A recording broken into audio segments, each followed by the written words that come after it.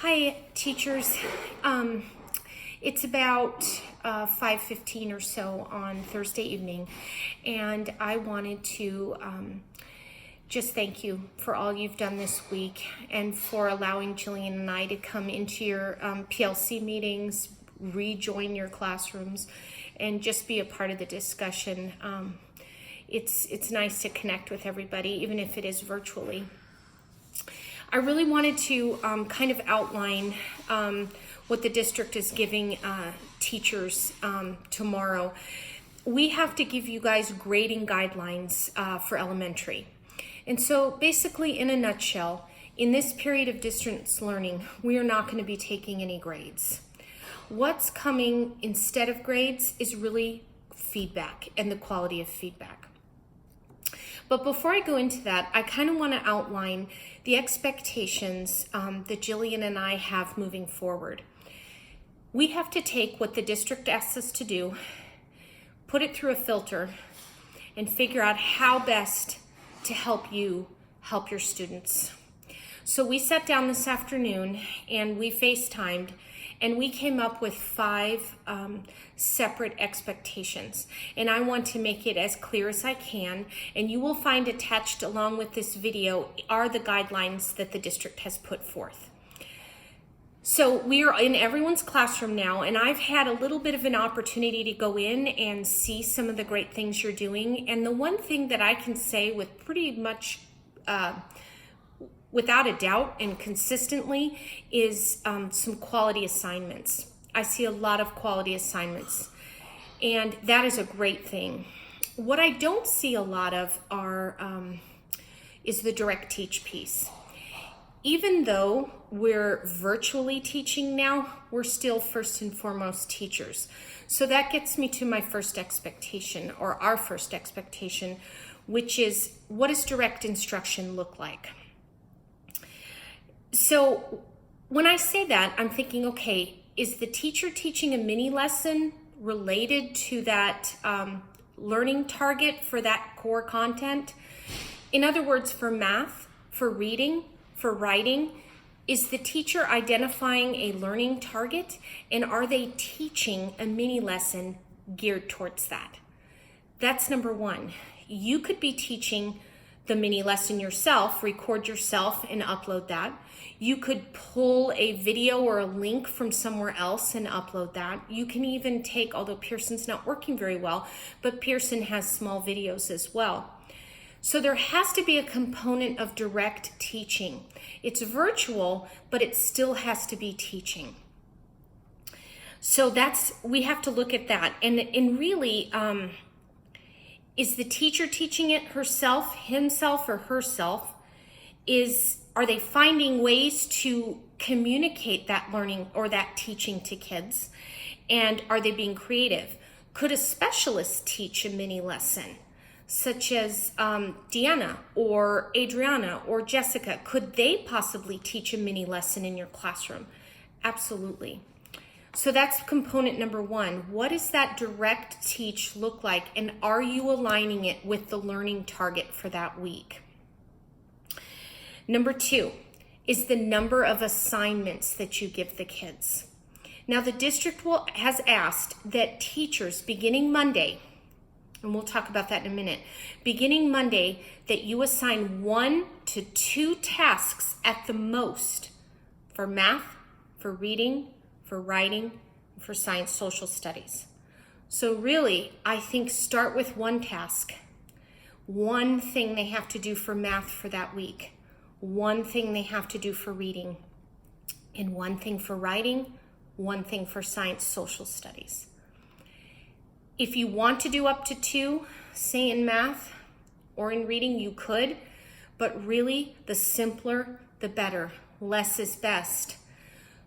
So again, number of assignments that you need to give is just 1 to 2 per content area per week. Number 3 is the quality of those assessments or assignments. It's really not assessments so much as assignments. You want to teach more than just the skill.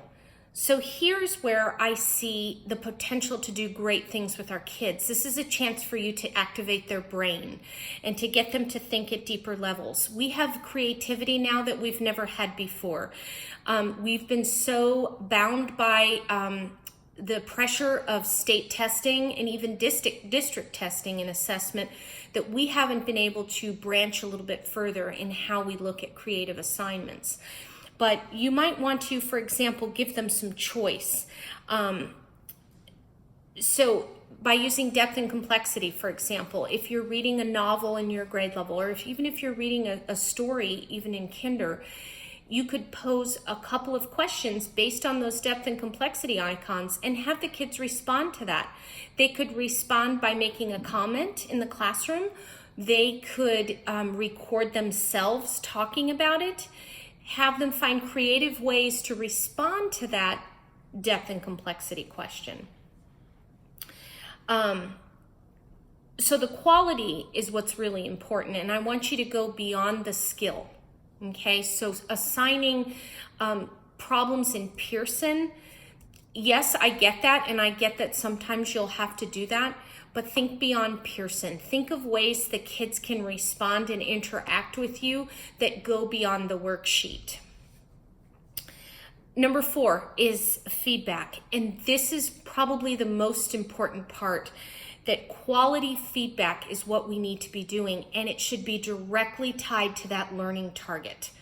So saying good job or that's great, I like how you did that, that isn't the specific quality feedback we're talking about. We are looking at a form that will work for OWI as to how we're going to record feedback. In lieu of grades, the district wants to track at least 1 to 2 quality feedbacks that are given to kids per week individually. So we need to think about what that's going to look like for OWI, and we're going to meet with the leadership team next week to develop that. But I want you to start thinking about what does quality feedback mean. So for example, in math, if your learning target is to compare fractions that week, you might say, I noticed how you compared 2 fractions to 1/2, and here this fraction is greater and this one you show is less. I can tell you understood it by how you made that diagram. That's specific feedback, right?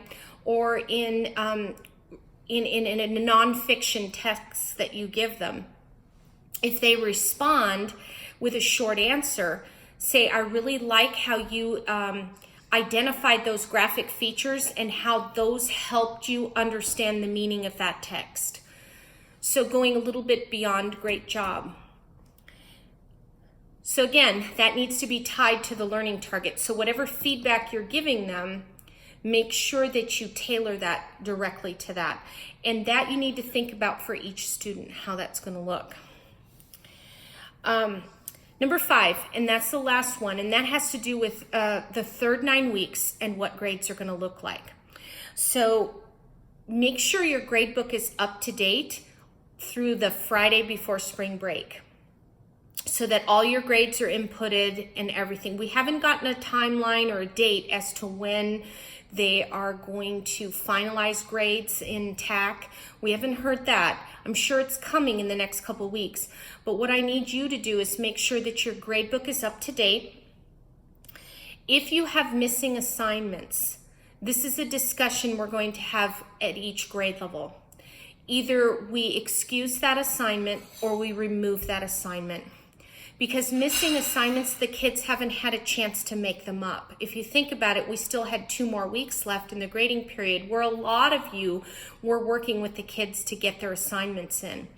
So we're looking at the whole third 9 weeks. If they have a missing assignment, a whole third 9-week grading period, if they're missing an assignment, we have to talk about it as a grade level PLC. Are we going to just remove that assignment from the grade book, or are we going to excuse it for that child?